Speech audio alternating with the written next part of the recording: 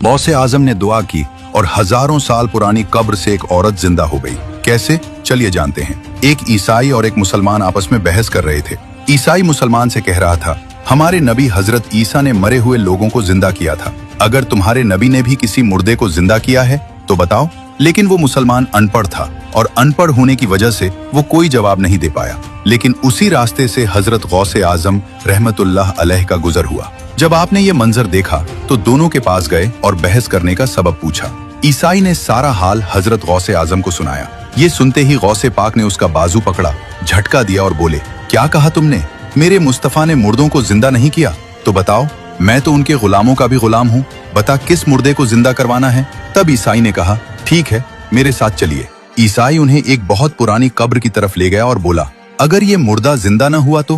गौसे आजम ने कहा, जो तू कहेगा मैं वही करूंगा। लेकिन अगर ये मुर्दा जिंदा हो गया तो न तू मेरी खानकाह में झाड़ू लगाना, न मेरे बर्तन मांजना, न मेरे घर का सामान लाना।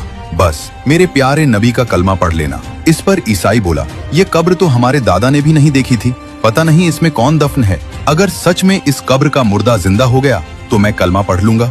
फिर गौसे आजम उस कब्र के सिरहाने खड़े हो गए, दुआ करने लगे, ऐ मेरे मौला, मेरे लिए नहीं तेरे रसूल के लिए। फिर कहा, कुम बिइज़्निल्लाह। इतना कहना था कि कब्र फटने लगी और उसमें से हल्की हल्की रोशनी आने लगी। फिर एक औरत कलमा पढ़ती हुई कब्र से जिंदा होकर खड़ी हो गई और कहने लगी, मैं बनी इसराइल की थी, ऐ अब्दुल कादिर, मैं तेरे कुर्बान जाऊं। आपने मुझे उठाया तो अल्लाह ने मुझे मुस्तफा का कलमा पढ़ने की तौफीक दे दी। अब वो ईसाई गौसे आजम के कदमों में गिर गया और कहने लगा, हुजूर, मैं कलमा पढ़ना चाहता हूँ, मैं हजरत मोहम्मद का गुलाम बनना चाहता हूँ। ईसाई ने कलमा पढ़ा और मुसलमान हो गया। सुभान अल्लाह। दोस्तों, अगर आप भी गौसे आजम के सच्चे दीवाने हैं और ये वाकया आपके दिलों को छू गया तो दिल से लिखिए, या गौसे आजम।